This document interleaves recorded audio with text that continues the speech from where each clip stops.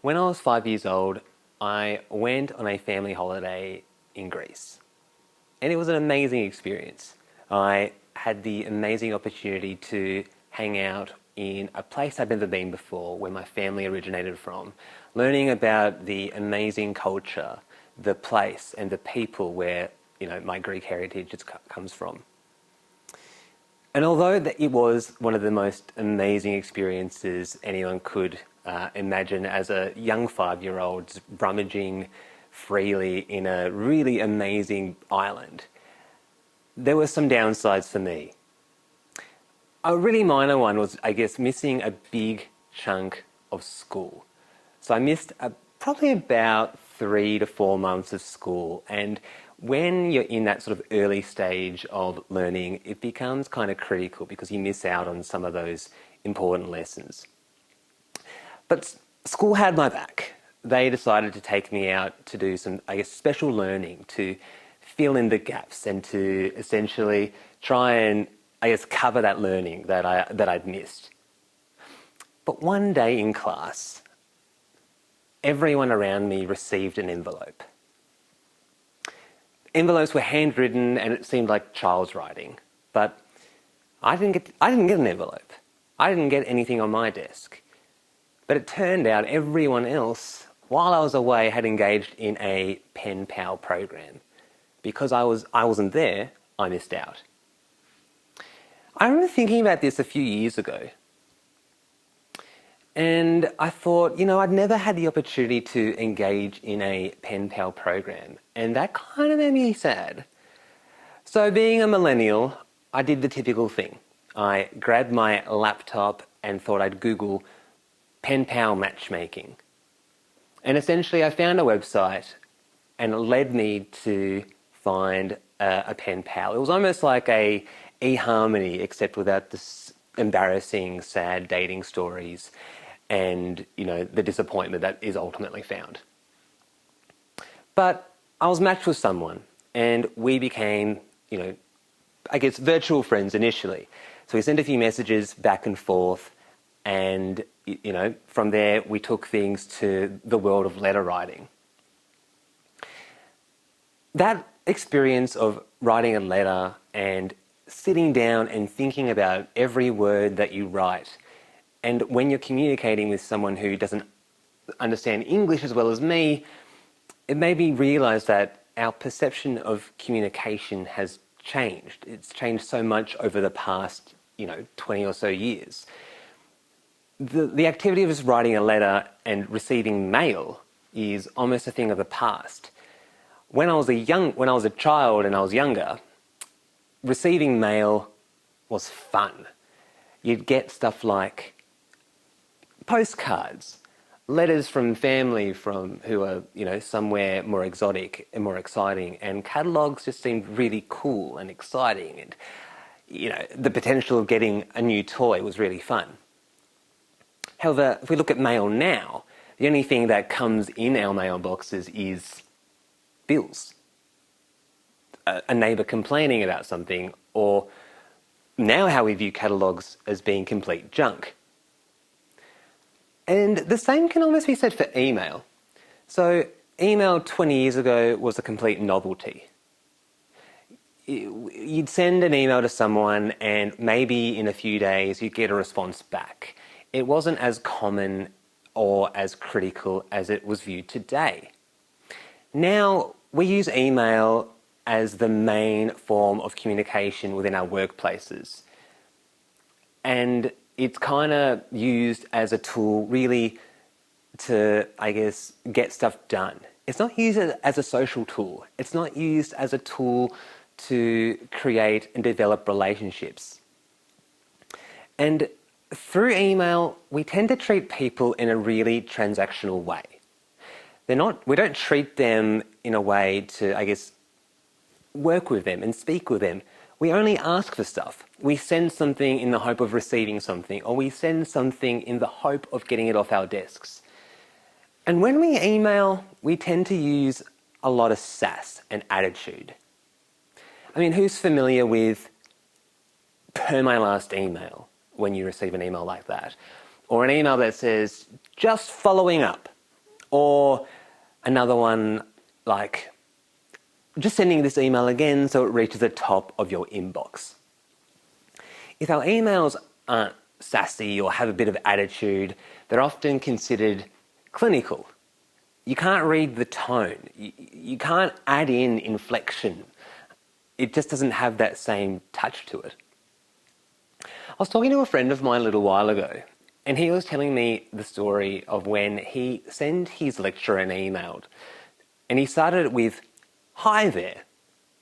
He just wanted to have a conversation about an upcoming assignment and how he could, I guess, improve what he was already working on. But the lecturer came back with a lot of criticism.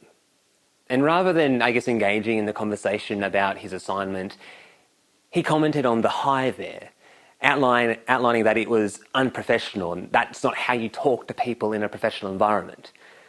And I thought that was a bit strange. But it made me think that our words really do have an impact.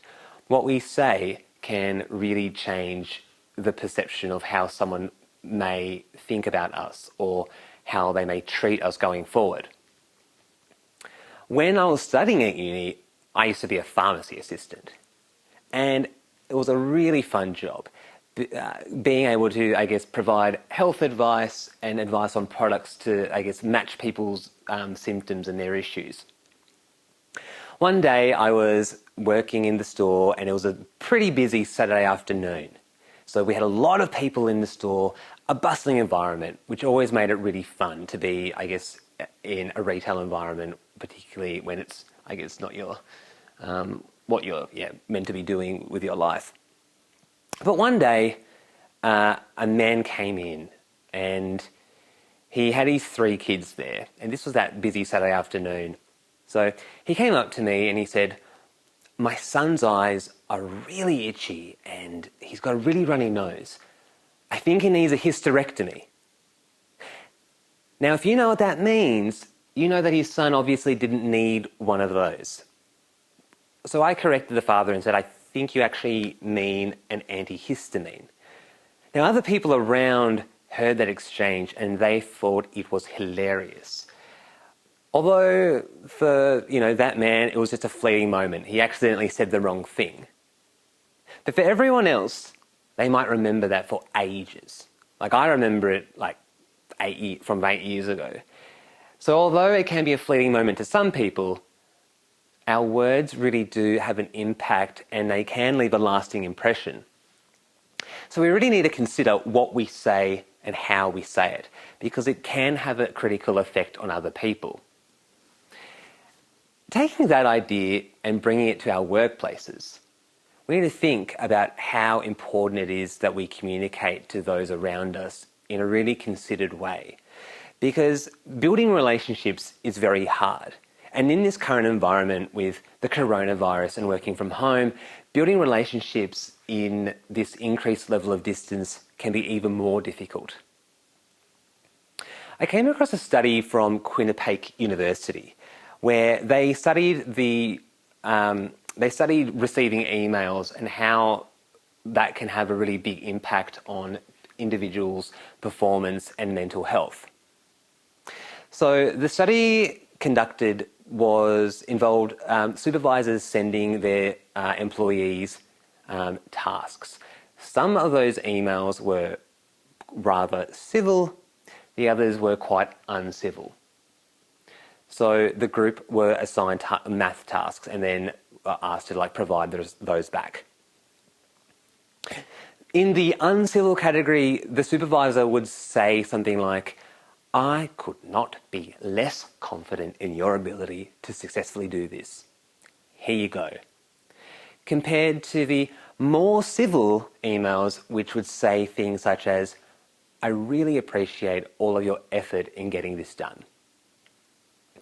Now, the results indicated that the productivity and stress of those two conditions, and it was quite clear that for those in the uncivil category who received those emails, they felt negative. They felt less engaged with the tasks they were doing. Their performance suffered. They weren't doing as well. So if we can imagine that if this is how we spoke to people in our work environments, if we were spoken to rudely, if we were bullied, if we weren't treated well, that will affect our well-being, our productivity.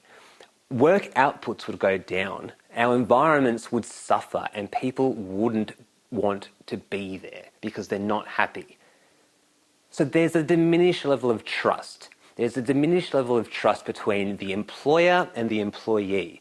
And that's going to continue and build if employees are treated in that particular way.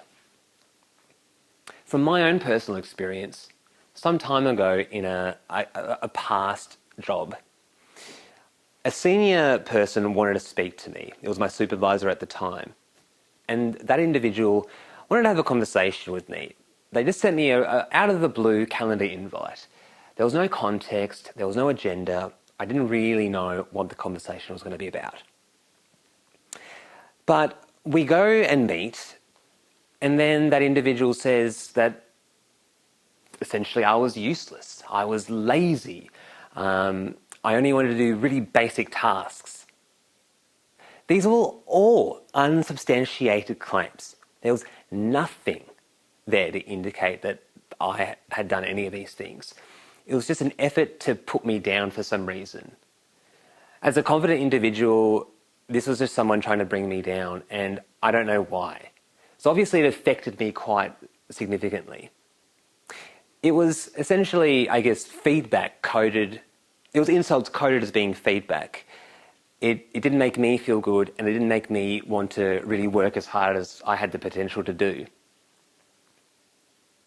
So those words hurt me. And if they hurt me, imagine what they could do to other people.